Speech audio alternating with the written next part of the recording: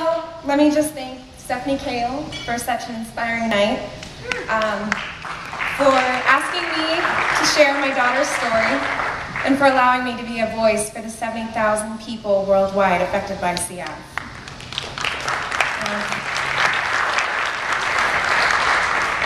My name is Kayla Schofield, and I'm mama to 2-year-old Cosette Schofield with cystic fibrosis. She was diagnosed almost exactly a month after she was born. We were absolutely devastated. Suddenly, my daughter at 1 month had an expiration date. She may or may not live to 37 years.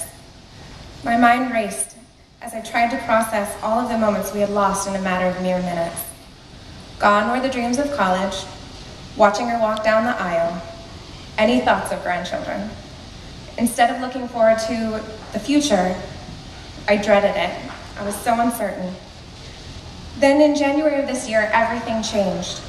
Through the combined effort of the Cystic Fibrosis Foundation and Vertex Pharmaceuticals, a new drug, Kalydeco, was developed and approved by the FDA.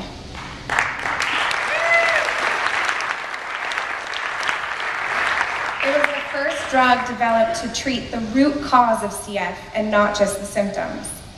Kalydeco essentially tricks the body into functioning normally as long as it is taken. My daughter, who we nicknamed Cozy, was one of the 4% of CFers that carried the gene affected by Kalydeco.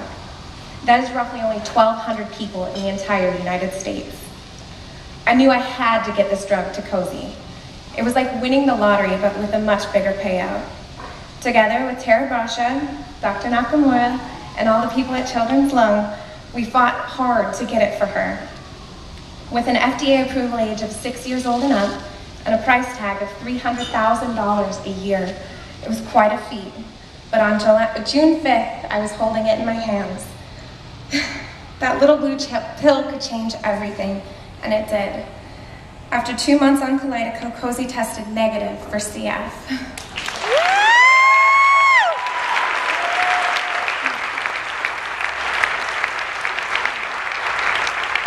All of a sudden, all those dreams that I had for her came rushing back. Tears flowed, and more than 1 bottle of champagne was popped in Kalydeco's honor. We had received a miracle. In the midst of all of our happiness, I found my mind wandering to the 96%, the mothers, daughters, brothers, and fathers who would not benefit from this drug.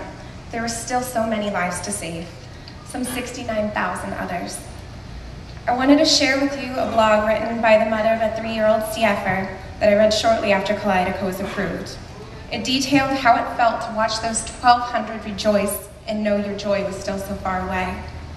She wrote, "I can imagine this must be what it feels like to be with a group of people stranded on top of one's house, with the floodwaters rising all around us. Everyone is in it together. Everyone is wet, cold, and frightened. There is no guarantee we will be found, but we try to hope. In an effort to be found, we call out together and chant, 'Help us, we need help.'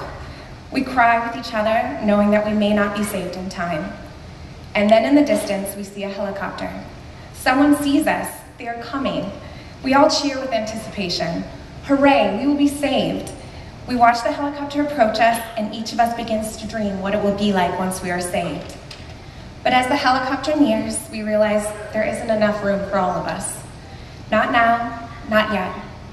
And so only a few of us get to aboard the helicopter.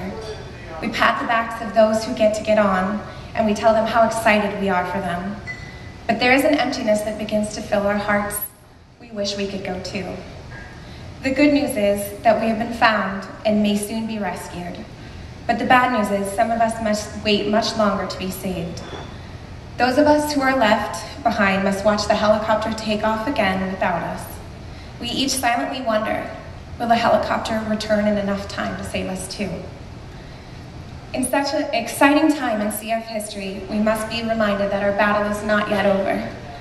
Not until every CFer has the hope that was given to my Cosette. With many clinical trials and drugs in the pipeline, we are so close to ridding this world of this devastating disease. With funding and support from the Cystic Fibrosis Foundation, they are making incredible strides towards drugs that make CF lives longer, their lungs breathe easier, and their hope for a cure greater. So I'm asking you, please help us remind those on the rooftops, those who are hanging on to their last ounce of hope, we are coming for you.